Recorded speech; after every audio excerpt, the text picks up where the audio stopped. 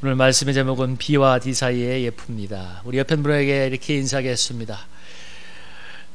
믿음의 발자취를 남기기를 바랍니다. 이렇게 한번 인사하겠습니다. 시작. 믿음의 발자취를 남기기를 바랍니다. B와 D 사이의 예프. 프랑스의 실존주의 철학자인 샤르트르가 인생은 B와 D 사이의 C라는 표현을, 멋진 표현을 했습니다. 그러니까 B는 버스 탄생이라는 뜻이고 D는 데스 죽음을 말하죠. C는 초이스. 그러니까 인생은 B와 D 사이의 C, 인생은 태어남과 죽을 때까지 선택의 연속이라는 표현을 했는데, 오늘 이것을 좀 패러디 해가지고 인생은 B와, 여기서 인생이라기보다는 그리스도인은 B와 D 사이의 F, 그러니까 태어남과 죽는 사이에 믿음을 가져야 된다는 것을 얘기하고 싶은데요. 옛말에 호랑이는 죽어서 가죽을 남기고 사람은 죽어서 이름을 남긴다는 이야기가 있죠. 우리 크리스찬은 죽어서 어떤 믿음의 행적을 남겨야 될까요? 개그우먼 이성미가 자신의 묘비병에다가 이렇게 묘비병을 남기고 싶다고 얘기를 해서 한참 웃은 적이 있는데, 웃기고 자빠졌네. 이게 개그우먼이 이성미의 자기의 그 묘비병 딱 맞는 말이죠. 웃기고 자빠졌네. 아마 각자 한번 생각해 보세요. 나는 묘비병에 무엇이 남겼으면 좋았을까? 저는 주를 위해 불꽃처럼 살다 간 사람이라는 그런 참 묘비병이 새겨졌으면 좋겠다는 소망이 있었는데, 여기는 모든 분이 우리가 죽었을 때 우리의 묘비명의 아름다운 인생의 족적을 새길 수 있었으면 좋겠습니다. 그럼 오늘 우리가 읽었던 게 족보인데, 족보라는 것은 한 가문의 계보를 기록한 거죠. 혈통을 중시하는 유대인들이나 한국은 가문에 다 족보가 있고 이를 매우 중요하게 여깁니다. 성경도 이를 믿음의 족보를 기록하여서 이를 중요하게 여기는데, 특별히 구속작적으로 중요한 족보를 이 히브리어로 톨레토트라고 하는데, 이것이 창세기 5장이라든지 마태복음 1장이 아주 대표적인 톨레토트죠. 구속작적으로 중요한 이 계보를 갖고 있는데, 근데 오늘 여기 성경을 읽어보면 여러분 아마 읽으면서 계속 똑같은 말이 반복될 거예요. 누구를 낳고 몇 살을 살고 죽었다. 누구를 낳고 몇 세를 살고 죽었다. 여기 보니까 보통 뭐 한 800년, 900년, 약 1000년 가까이 살았던 시대였는데, 근데 여기 보면은 10대에 걸쳐서, 아담부터 노아까지 10대에 걸쳐서 이렇게 기록을 하고 있는데, 사실 여기서 여러분들이 좀 그나마 기억나는 사람들, 아니면 기억하고 있는 사람들은 아마 세 사람일 거예요. 아담, 에녹, 노아 정도일 것입니다. 나머지 사람들은 아마 무드셀라가 아마 최고 장수였기 때문에 성경 퀴즈에 자주 나오죠. 무드셀라 정도가 기억이 될까. 근데 여기 보면은 이제 10대에 걸쳐서 이름이 기억되어 있는데, 1000년 가까이 살았지만 특별히 성경에 기록이 별로 없어요. 그냥 누구를 낳고 죽었다고 이렇게 간단하게 기록하고 있습니다. 아마 뭐 예를 들면 에녹은 하나님과 동행하고 죽음을 보지 않고 옮겼다고 얘기했고, 예를 들면 뭐 노아는 창세기 6장 9절에 보면 당대의 완전한 자여 의인이요 하나님과 동행하였다는 그런 이렇게 평가가 있는데, 노아의 행적은 몇 장에 걸쳐서 아주 자세하게 나오지만, 그러나 다른 사람들은 거의 그냥 간단하게 정말 이 누구를 낳고 몇 살을 살고 죽었다고 이렇게 기록하고 있습니다. 아마 하나님이 보실 때 뭐 이렇게 기록할 만한 특별한 게 없을 수도 있었을 거예요. 그런데 중요한 건 성경이 믿음의 계보를 이렇게 빼놓지 않고 기록하고 있다는 것입니다. 오늘 1장부터 31절까지 10대에 걸친, 아담부터 노아까지 10대에 걸친 이 계보를 읽어봤는데, 아주 성경이 아주 중요한 진리를 기록하는데 이렇게 족보를 아주 중요하게 기록을 하고 있어요. 그 이유는 뭐냐면, 이렇게 이 믿음이 이어지는 대가 있어야지 그 다음 때가 있는 것이기 때문에 그런데, 예를 들면 에녹의 아버지가 야렛인데, 야렛은 아주 기록이 간단하죠. 근데 여러분, 에녹은 야렛이 있어야만 에녹이 존재할 수가 있었죠. 야렛이 에녹을 낳고 믿음으로 길렀기 때문에 그 다음 에녹이 어떻게 했어요? 하나님과 동행하며 죽음을 보지 않고 옮기는 아주 성경에서 아주 위대한 믿음의 발자취를 남기게 되었죠. 또 예를 들면 노아의 아버지는 라멕이죠. 라멕은 우리가 잘 모르지만, 근데 중요한 건 노아의 아버지예요. 그래서 노아를 낳고 기르고 그와 함께 그가 하나님 앞에 의로운 삶을 사는 사람이었기 때문에 노아가 당대의 완전한 자고 의로운 사람이라는 칭호를 얻게 되었습니다. 그래서 믿음의 계보를 아주 중요하게 강조를 하고 있는데, 믿음의 계보가 왜 중요한가? 그것은 여러분, 믿음이 그렇게 중요한 것이기 때문에 그렇습니다. 왜 믿음이 중요한가? 여러분, 우리가 믿음으로서만 영원하신 하나님과 연합을 할 수 있고 영생으로 들어갈 수 있기 때문입니다. 믿음으로만 유한한 인간이 영원하신 하나님을 만날 수 있기 때문에, 그래서 믿음은 인간이 신을 만나는 통로요, 유한이 영원으로 나가는 길이 되기 때문에 믿음은 너무도 중요하고, 수많은 믿음의 전절이 그래서 믿음을 따라 살다가 죽었다고 성경이 기록을 하고 있습니다. 근데 이 믿음이 오늘 성경을 읽어보면 결코 그냥 흘러가는 게 아니에요. 왜? 그래서 믿음의 족보를 기록해 놓는 거예요. 사실 창세기도 가만히 읽어보면 사실 아브라함 한 가문의 믿음의 족보잖아요. 물론 순간순간 중요한 사람들의 행적을 다 기록하고 있지만 그들의 믿음의 족보, 다시 말하면 그렇죠, 그 믿음의 가문의 족보의 그 행적들을 기록한 책이거든요. 이렇게 믿음의 역사와 믿음의 족보를 아주 너무나 중요시하게 됩니다. 왜냐하면 믿음은 그냥 흘러가는 것이 아니라 지금 당대에서 다음 때로 이렇게 흘러가기 때문에 그렇습니다. 지금 징검다리가 있어야 되는 거예요. 예를 들면 에녹이 있으려면 야렛의 믿음이 있어야 되고, 노아가 있으려면 남에게 믿음이 있어야 되는 것처럼 이렇게 믿음이 흘러가기 때문에 그렇습니다. 우리가 누군가 믿음을 갖게 됐다는 사실은 누군가 나를 위해서 전도한 사람이 있었고, 또 그것이 아니면 나의 부모의 신앙을 통해서 믿음이 흘러왔기 때문입니다. 그러니까 누가 전해주거나 전수해주는 사람이 있었기 때문에 믿음이 나에게 오늘 올 수 있었던 것이고, 그러니까 나는 믿음의 종착역이 되면 안 돼요. 믿음의 다음 때를 만들 수 있는 사람이 되어야 됩니다. 여기 있는 모르는 누군가 나에게 복음을 전해주거나 아니면 부모가 나에게 믿음을 전수해 주셨기 때문에 오늘 나의 믿음이 삶이 가능한 것인데, 에녹의 위대한 믿음이 야렛이 있었기 때문에 가능하고, 노아의 의로운 믿음이 남에게 있었던 것처럼, 남에게 존재하기 때문에 있었던 것처럼 말입니다. 여기 있는 모든 분들이 오늘 믿음으로 열심을 다해야 될 가장 중요한 이유는 무엇이냐면, 일차적으로 그것이 나의 구원과도 관련이 있지만 그것이 우리가 그렇게 잘 되기를 열망하는 나의 자녀들, 그리고 나의 사랑하는 가족들, 친척들, 친구, 이웃에게 누군가에게 믿음이 흘러가야 하기 때문입니다. 전에 제가 부교육자에 있었던 수원서부교회 우리 담임 목사님이 이런 설교를 한 적이 있어요. 제목이 너무 참 인상적이네요. 복음을 부탁해라는 설교를 했는데 거기에서 이렇게 설교했어요. 여러분, 우리가 세상을 바꿀 수 있을지는 모르겠습니다. 그러나 우리의 자녀들에게 복음을 전수할 수는 있을 것이고 또 그렇게 해야 합니다. 또 그걸 뭐라고 했냐면, 나아가 일가 친척과 이웃 친구들에게 복음을 전할 수는 있을 것이며 또 그렇게 해야 됩니다 라고 얘기를 했는데, 그럼 우리가 막 세상을 바꾸는 거대한 역사를 이룰 수 있는 사람은 아닌지도 모릅니다. 그러나 오늘 우리가 믿음으로 사는, 여기서 믿음으로 사는 것이 너무나 중요한 것은 그것이 나의 영혼을 구원하기도 하지만 바로 믿음의 다음 때를 만드는 발판이 되기 때문에 그렇습니다. 나의 살아가는 자녀들에게, 그리고 또 아니면 나를 통해서 누군가, 나와 관계된 누군가에게 믿음이 흘러가는 발판이 되기 때문에 그렇습니다. 이것은 정말 위대하고 중요한 일입니다. 성경은 그래서 믿음의 계보를 그렇게 기록하고 있어요. 여러분, 한번 이 중요한 성경에 얼마나 계보가 많이 나와 있습니까? 누가복음 3장도 그렇고 마태복음 1장도 그렇고.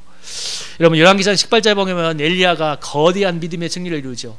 혈혈단신으로 850명의 바알과 아세라 선지자가 싸워서 대승리를 거두고, 그 다음에 이제 19장에 보면 엄청난 침체에 빠지죠. 40주 40일을 도망가서 호렙산에서 그가 세미한 가운데 하나님을 만났을 때, 그 세미한 가운데 하나님께서 그에게 찾아오셔서 가장 먼저 주었던 사명은 뭐냐면, 너는 엘리사를 찾아가서 너를 그의 후계자로 세우라는 것이었습니다. 이스라엘의 위대한 하나님의 종의 마지막 사역이 무엇이었냐면, 일생의 가장 위대한 승리를 기록하게 됐고, 또 가장 엄청난 이 침체도 경험했던 엘리야가 회복된 다음에 첫 번째 사역이 뭐냐? 엘리야의 후계자인 엘리사를 세우는 것이었습니다. 왜냐하면 엘리야는 때가 되면 역사의 무대에서 사라지겠지만 그를 통해서 이루어졌던 하나님의 역사는 계속되어야 되기 때문에, 그래서 하나님께서 엘리사를 세우라고 말씀하셨어요. 그게 엘리야의 가장 중요한 마지막 사명이었습니다. 여러분, 유한한 사람은 오기도 하고 가기도 하지만 하나님을 통한 믿음의 역사는 계속되어야 되기 때문에 그렇습니다. 우리가 역사 속에 위대한 부흥을 주었던 하나님을 믿고 기도하는 것도 참 중요한 것이에요. 왜? 그래야 하나님의, 우리의 기도를 들으신 하나님에 대한 간절한 소망이 생기잖아요. 아마 2007년인가 어게인 1907 해가지고 평양 대부흥운동 100주년 해가지고 아마 요른교회에서도 제가 아마 그때 참석을 했었는데, 그때 무슨 막 다시 한번 이 땅에 부흥이 오게 해달라고 기도하고 막 그랬죠. 왜냐하면 그것이 우리 민족의 역사의 물줄기를 바꾸었거든요. 예를 들면 영국에 있었던 이 요한 예술을 통한 영적인 부흥은 이 유럽이 특별히 프랑스가 피해 혁명을 이룰 때 영국은 그런 영적인 부흥을 통해서 피해 혁명이 아니라 명예 혁명이라고 해서 정말 기독교가 나서서 개혁을 이루어서 아름다운 역사를 이루었는데, 이처럼 이 땅에 큰 역사의 물줄기를 바꾼 하나님 나라의 부흥도 필요하지만, 그러나 이건 하나님의 주권에 속한 거기 때문에 정말 하나님이 하셔야 되죠. 그래서 우리가 시대와 세상의 역할을 바꾸기는 참 쉽지 않고 어려운 일일 수도 있지만, 그러나 우리는 내가 관계하는 한 사람에게 복음을 전해줄 수는 있습니다. 이건 참 중요한 거예요. 우리가 거대한 것은 할 수 없지만 나와 관계된 한 사람, 나의 자녀, 아니면 또 나와 관계된 사람들에게 복음의 유산을, 믿음을 물려줄 수는 있습니다. 하나님이 나에게 주신 사명이자 할 수 있는 영역이에요. 그래서 이를 위해서 내가 먼저 믿음의 사람으로 나를 올곧게 갖고 와야가죠. 여러분, 아까 에녹이 정말 성경에서 위대한 기록이 나오죠. 하나님과 동행하였으며 그가 죽음을 보지 않고 24절에 하나님과 동행하더니 하나님이 그를 데려가심으로 세상에 있지 아니하였더라. 여러분, 성경에서 하나님과 얼마나 그렇게 거룩한 믿음의 삶을 살았으면 하나님이 죽음을 보지 않고 하늘로 승천하게 하셨을까요? 그런데 이 에녹의 믿음은 그냥 온 것이 아니라 뭐예요? 그의 아버지 야렛이 뭐예요? 하나님과 동행하는 사람이었기 때문에 그렇지 않겠어요? 라멕도 마찬가지죠. 노아의 아버지는 라멕도 마찬가지. 노아가, 여러분 창세기 6장 9절 한번 읽어보실까요? 창세기 6장 9절 한번 읽어보겠습니다. 창세기 6장 9절 한번 6장 9절 읽어보겠습니다. 시작. 이것이 노아의 족본이다. 노아는 의인이요 당대의 완전한 자라. 그는 하나님과 동행하였으며. 여러분, 오늘 노아를 뭐라고 얘기하냐면 의인이고 당대의 완전한 자고 하나님과 동행하였다고 얘기합니다. 그런데 이 노아의 아버지인 라멕이 하나님과 동행하는 사람이 아니었다면 이런 믿음의 후대가 나오기가 힘든 거죠. 노아의 홍수 심판 때 노아와 8명의 자녀들만이 살아남아서 그 믿음의 후대를 만들었고, 그의 후손들이 또 통해서 예수 그리스도가 나왔던 건데요. 그러니까 라멕으로 이어진 노아의 일가만이 홍수 심판을 받아 건진받아서 그 이후에 그의 후손들이 아브라함, 그리고 다윗과 예수님으로 이어지는 인류 구속을 위한 믿음의 족보에 이름을 남기게 되었죠. 그래서 이 오늘 믿음의 족보를 성경이 기록하고 있는데, 우리도 바로 지금 이 순간 여러분 믿음의 족보에 이름이 기억되어 있습니다. 여러분에게 믿음을 전해준 영적인 아버지는 누구입니까? 아마 그죠? 근데 여러분, 내가 누군가 나에게 믿음을 전해준 영적인 아버지가 있다면 나에게 영적인 자녀의 이름을 올려야 하지 않겠습니까? 영적으로 다음 때를 이룰 수 있는 사람을 여러분 우리가 이름을 올려야 되지 않겠습니까? 나의 자녀일 수도 있고 나의 관계된 사람일 수도 있고, 이것이 오늘 내가 믿음으로 살아야 될 이유고, 정말 세상적으로 별 볼일 없을지라도 하나님 앞에서 내가 믿음으로 살아야 될 가장 중요한 사명이자 이유입니다. 여러분, 오늘 우리가 믿음으로 산다고 해서 실제 현실 생활에서 특별한 일이 벌어지는 것은 별로 없을지도 있습니다. 여러분, 오늘 성경을 읽어보세요. 예를 들면 야렛이 지금 몇 살을 살았다고 나오나요? 여러분, 야렛이 보면 오늘 창세기 야렛을 보면 야렛이 895세를 살고 죽었는데, 여러분 성경을 읽어보면 별로 특별하게 기록된 게 아무것도 없어요. 그냥 에녹을 낳고 살고 죽었다고 얘기합니다. 근데 그래서 믿음으로 살았다고 해서 별로 특별할 만한 일이 벌어지지 않았어요. 근데 중요한 건 뭐냐면, 우리가 믿음으로 산다고 해서 당장 무엇인가 막 잘 이루어지거나 무엇이 형통하지 않을 수는 있지만, 오늘 야렛이 믿음으로 살았기 때문에 에녹이라는 위대한 믿음의 사람 다음 때가 이루어진 것처럼 오늘 하나님께서 그걸 원하신다는 거죠. 그래서 성경이 요한을 부르는 믿음의 족보를 이렇게 기록하고 있는데, 여러분, 이 룻이 남편이 죽고 나서 기업물을 자를 없는 소망도 없는 가운데, 여러분 자기의 시어머니 하나님을 쫓아서 그 땅으로 이 예루살렘으로 돌아오죠. 그래서 룻이 먹고 할 길이 없어서 들판에 가서 보리 이삭을 줍는 참으로 어려운 삶이었지만, 그가 그곳에 나가서 들판에 나가서 이삭을 주울 때 하나님께서 소망의 역사를 준비하고 있었죠.